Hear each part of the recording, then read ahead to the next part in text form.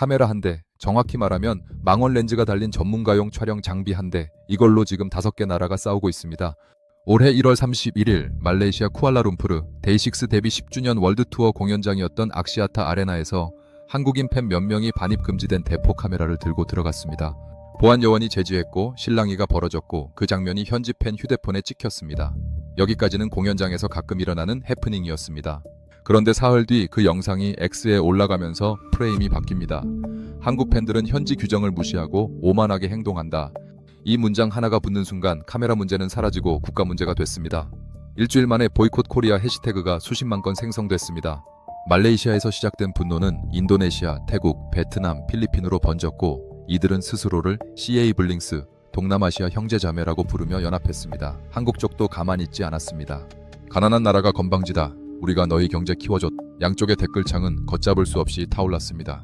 성형 괴물, 가난한 뜨내기. 이건 이제 카메라 이야기가 아닙니다. 누가 나쁜가를 따지는 시간이 아닙니다. 왜 이런 일이 벌어지는가를 보는 시간입니다. 오늘 추적할 질문은 2가지입니다. 첫째, 카메라 하나에서 시작된 감정이 어떻게 5개 나라의 혐오 전쟁으로 확장됐는가? 둘째, 서로를 괴물이라고 부르는 양쪽이 정작 같은 방식으로 싸우고 있다면 진짜 문제는 어디에 있는가? 끝까지 따라오십시오. 이 영상을 다 보고 나면 뉴스 댓글창을 보는 눈이 달라질 겁니다. 하나 읽어보겠습니다. 걔네는 전부 다 똑같아. 돈밖에 모르고 자기들이 최고인 줄 알고 다른 나라 사람은 사람 취급도 안 해. 이거 어느 쪽이 쓴 댓글일까요? 한국 사람이 동남아를 향해 쓴 걸까요? 동남아 사람이 한국을 향해 쓴 걸까요? 정답을 말씀드리기 전에 하나 더 보겠습니다. 저 나라 사람들은 외모에 집착한다. 겉만 번지르르 하고 속은 텅 비어 있다. 이것도 마찬가지입니다. 어느 쪽이 쓴 건지 구분이 안 됩니다. 그리고 바로 이 지점이 이번 사태의 핵심입니다. 실제로 양쪽이 상대를 공격한 방식을 추적해보면 소름 끼치게 똑같은 구조가 나옵니다. 첫 번째 무기는 외모였습니다. 한국 쪽 댓글창에는 동남아인의 피부색과 외모를 조롱하는 글이 쏟아졌습니다. 심지어 영장류에 비유하는 이미지까지 만들어 돌렸습니다. 그러자 동남아 쪽에서 돌아온 방역이 뭐였느냐? 성형 괴물, 가짜 얼굴, 한국인의 높은 성형 비율을 근거로 너희 얼굴은 진짜가 아니라고 쏘아붙인 겁니다. 양쪽 다 상대의 얼굴을 조준했습니다. 공격 대상이 같습니다. 두 번째 무기는 돈이었습니다. 한국 쪽은 가난한 나라가 건방지다, 경제 격차를 모르냐고 했습니다. 경제력으로 상대의 입을 막으려 한 겁니다. 그런데 동남아 쪽 반응을 보십시오. 우리가 너희 삼성폰 사주는 고객이다. 샤오미로 바꾸겠다. 이쪽도 돈으로 대응했습니다. 삼성 대신 중국 브랜드, 한국 드라마 대신 일본 콘텐츠, 소비 권력을 무기로 꺼낸 겁니다. 위에서 내려다보느냐, 아래에서 올려치느냐의 차이만 있을 뿐 둘 다 돈이라는 같은 칼을 쥐고 있었습니다. 세 번째 무기는 가장 잔인했습니다. 역사입니다. 동남아 쪽 네티즌들은 유관순 열사의 사진을 조롱하고 세월호 참사와 이태원 참사를 희화화하는 게시물을 올렸습니다. 한 나라가 가장 아파하는 기억을 일부러 꺼내서 찌른 겁니다. 한국 쪽도 다르지 않았습니다. 동남아 각국의 식민 역사와 경제적 고난을 비웃는 글이 올라왔습니다. 상대가 가장 고통스러워하는 지점을 정확히 조준해서 타격한다는 전략이 양쪽에서 동시에 작동한 겁니다. 여기서 잠깐 멈추겠습니다. 외모, 돈, 역사.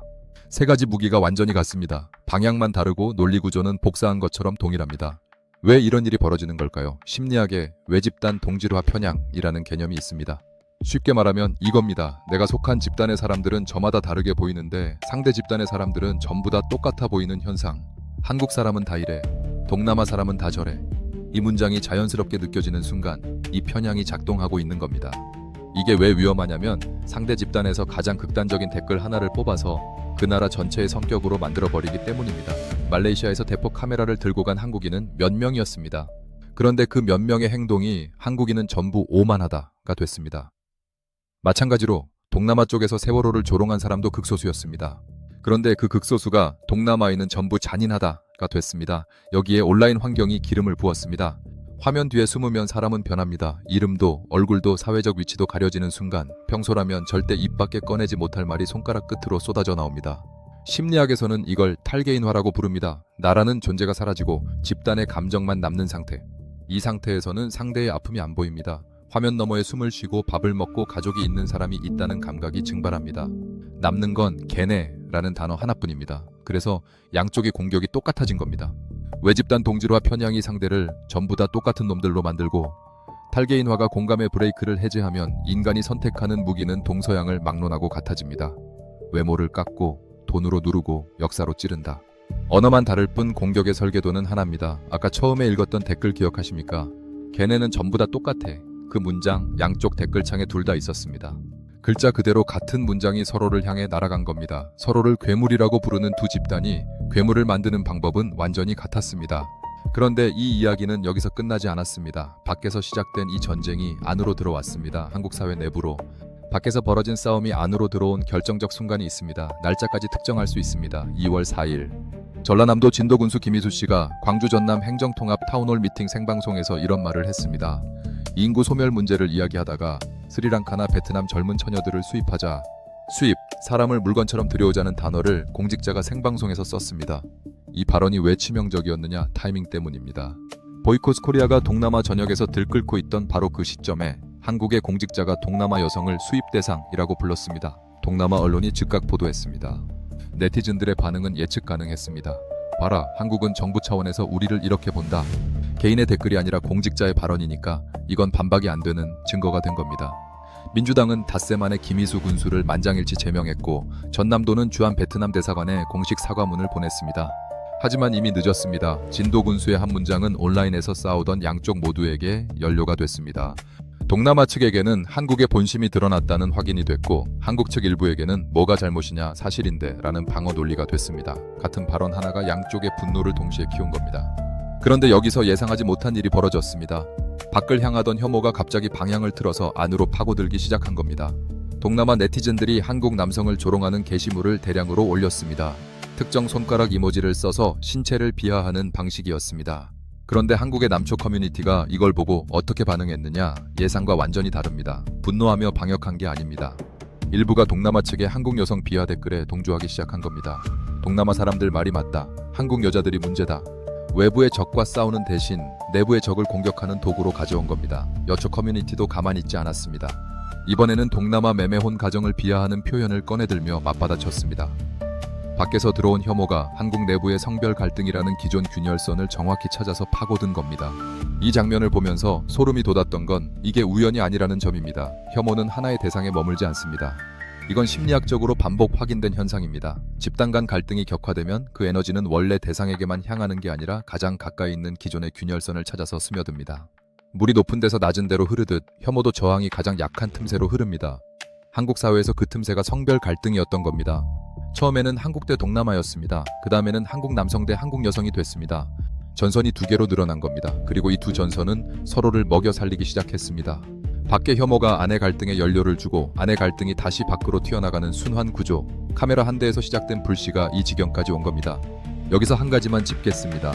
진도 군수의 발언이 없었다면 이 사태가 여기까지 왔을까요? 아마 왔을 겁니다. 다만 속도가 달랐을 겁니다. 김희수 군수의 발언이 한 일은 혐오의 공식 도장을 찍어준 것이었습니다. 온라인에서 떠도는 감정은 아직 그냥 인터넷 이야기로 치부할 수 있습니다. 그런데 공직자가 생방송에서 같은 논리를 말하는 순간 그 감정은 근거를 얻습니다. 나만 이렇게 생각하는 게 아니구나. 군수도 저렇게 말하잖아. 심리학에서 이걸 권위에 의한 정당화라고 합니다. 개인이 가지고 있던 편견에 사회적 권위가 뒷받침을 해주는 순간 그 편견은 신념으로 굳어집니다. 정리하면 이런 구조입니다. 카메라 마찰이 온라인 혐오를 낳았고 온라인 혐오는 탈개인화를 타고 폭주했고 공직자의 발언이 그 혐오에 권위를 부여했고 권위를 얻은 혐오는 외부에 머물지 않고 내부의 가장 약한 균열선을 찾아 파고들었습니다. 카메라에서 댓글로, 댓글에서 공식 발언으로, 공식 발언에서 내부 갈등으로 4단계만의 사회 전체가 전쟁터가 됐습니다. 그런데 이 구조 어디서 본 적 없습니까? 6년 전에도 똑같은 일이 있었습니다. 6년 전 2020년 필리핀 출신 틱톡 크리에이터 벨라 포치가 우길기 문신을 했다는 이유로 한국 네티즌들에게 집중 공격을 받았습니다. 필리핀 네티즌들이 반발했고 캔슬 코리아 해시태그가 트위터를 뒤덮었습니다. 한국인은 인종차별주의자라는 비판이 쏟아졌고 한국 쪽에서는 우리가 뭘 잘못했냐는 반응이 나왔습니다. 익숙하지 않습니까? 외모 비하, 경제적 우월감, 역사 조롱. 2020년에도 같은 무기가 동원됐습니다. 6년 전에도 똑같은 일이 있었습니다. 그런데 하나만 생각해 보십시오. 같은 일이 반복됐는데 왜 이번에는 비교도 안 될 만큼 커졌을까요? 차이가 3가지 있습니다. 첫째, 주체가 달라졌습니다. 2020년에는 필리핀 네티즌들이 산발적으로 반발한 수준이었습니다. 특정 인물에 대한 사과를 요구하는 정도였고 조직적인 연대까지는 가지 않았습니다. 그런데 2026년에는 말레이시아, 인도네시아, 태국, 베트남, 필리핀 5개 나라가 CA블링스라는 이름 아래 하나로 뭉쳤습니다. 감정적 해시태그가 아니라 연합군이 된 겁니다. 둘째, 태도가 달라졌습니다. 2020년에는 한국의 사과를 기다리는 수동적 반발이었습니다. 사과해라. 그러면 용서하겠다.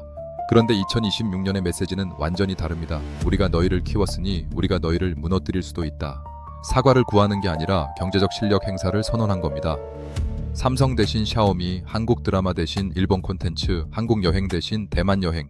감정이 소비 행동으로 전환되기 시작했습니다. 셋째, 이게 가장 중요한 차인데 자기 인식이 달라졌습니다. 2020년의 동남아 네티즌들은 한류의 팬이었습니다. 좋아하는 대상에게 상처받은 팬의 반발이었습니다. 그런데 2026년에는 우리는 왜 한국을 우상화했는가? 라는 질문이 나오기 시작했습니다. 우리 자신의 문화를 더 사랑해야 한다. 이건 단순한 반항 감정이 아닙니다. 문화적 독립선언입니다. 팬이 고객으로 바뀌고 고객이 비평가로 바뀐 겁니다. 6년 사이에 감정의 분노에서 구조적 저항으로 진화한 겁니다. 이 진화가 의미하는 건 하나입니다. 다음에도 똑같은 일이 터질 거라는 겁니다. 카메라가 아니더라도, 공연이 아니더라도 어떤 마찰이든 불씨가 될 수 있습니다. 왜냐하면 구조가 바뀌지 않았으니까. 한국 사회가 동남아를 바라보는 시선, 온라인에서 브레이크가 풀리는 속도, 공직자의 발언이 혐오의 도장을 찍어주는 메커니즘. 이 세 가지가 그대로 있는 한 불씨의 종류는 상관이 없습니다. 구조가 불을 키우니까요. 자, 여기서 오늘의 이야기를 세 문장으로 정리하겠습니다. 하나, 카메라 한 대에서 시작된 감정이 5개 나라의 전쟁으로 번진 건 극소수의 행동이 한 나라 전체의 성격으로 둔갑했기 때문입니다. 몇 명의 실수가 5천만의 죄가 되는 순간 대화는 끝나고 전쟁이 시작됩니다. 둘, 서로를 괴물이라고 부르는 양쪽이 괴물을 만드는 방법은 완전히 같았습니다. 외모를 깎고 돈으로 누르고 역사로 찌릅니다. 공격의 방향만 다를 뿐 설계도는 하나였습니다. 셋, 혐오는 하나의 적에게 머물지 않습니다. 밖에서 시작된 분노는 안으로 들어와 가장 약한 균열선을 찾아 파고들었습니다. 이건 이번만의 현상이 아니라 앞으로도 반복될 구조입니다. 오늘 영상을 보신 분들에게 하나만 부탁드리겠습니다. 다음에 뉴스 댓글창을 열 때 혹은 SNS에서 다른 나라 사람들의 글을 볼 때 한 번만 멈춰 보십시오. 지금 내가 보고 있는 이 댓글이 그 나라 전체의 생각인가? 아니면 수천만 명 중 가장 극단적인 한 명의 목소리인가? 그 질문 하나가 거울을 깨는 첫 번째 균열입니다. 상대의 얼굴에서 괴물이 아니라 나와 같은 사람을 발견하는 순간 전쟁은 끝납니다. 문제는 그게 가장 어렵다는 겁니다. 여러분은 이번 사태를 보면서 어떤 감정이 들었습니까? 분노였습니까? 답답함이었습니까? 아니면 다른 무언가였습니까? 댓글로 남겨주십시오. 판단 없이 읽겠습니다. 구독과 좋아요